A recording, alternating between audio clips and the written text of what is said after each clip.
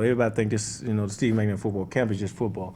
No, we have, a lot of people like, come in and talk for as hitting topics of, alcohol, drugs, violence, crime, and all that stuff. So I think we touch a little everything in my camp for as trying to get these kids on the right track, and then try to school them, not just only about football, but life.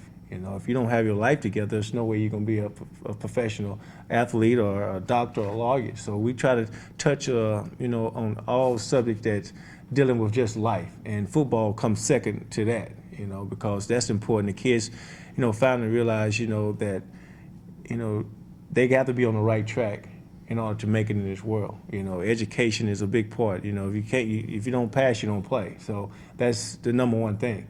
You have to get your grades and you have to have the education regardless of what you want to become in life. But right now my mind is free from training camp, and I can wake up every morning and feel blessed that I got the opportunity to spend time with my family, enjoy my family, and enjoy just life in general.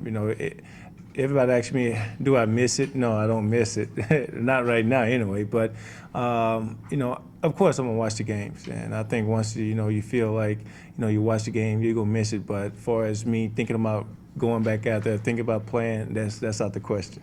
But overall, and I don't have the itch. I think my body has done trained my mind well, that I just couldn't do it no more physically, to where waking up on Monday morning can't get out of the bed. I think once you think about that, you don't think about going back out there, because it's something you've been playing, like I said, since you was a kid.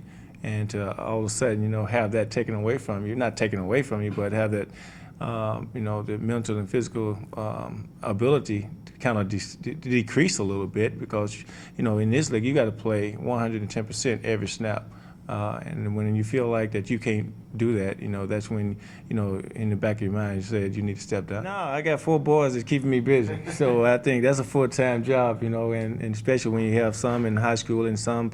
My oldest is 16 and my youngest is 4, so you got a big split in there. And every one of them got their own agenda, So I think that they keep me busy, but I still take time out and to myself and go do a little, my favorite hobby, fishing. So there's always time for that. It's different, yeah, because now you got to get adapted to, your family again, and I think that's something that, I've missed it for 13 years. Football take a lot of time, and, I wake up in the morning, my kids are sleeping. When I come home at night, my kids are still asleep. So, I think it's now that I got to, get adjusted to, just family in general, having that time to, spend, that extra time with them, and try to school them of how to be successful in life, and also in whatever sport they choose to play.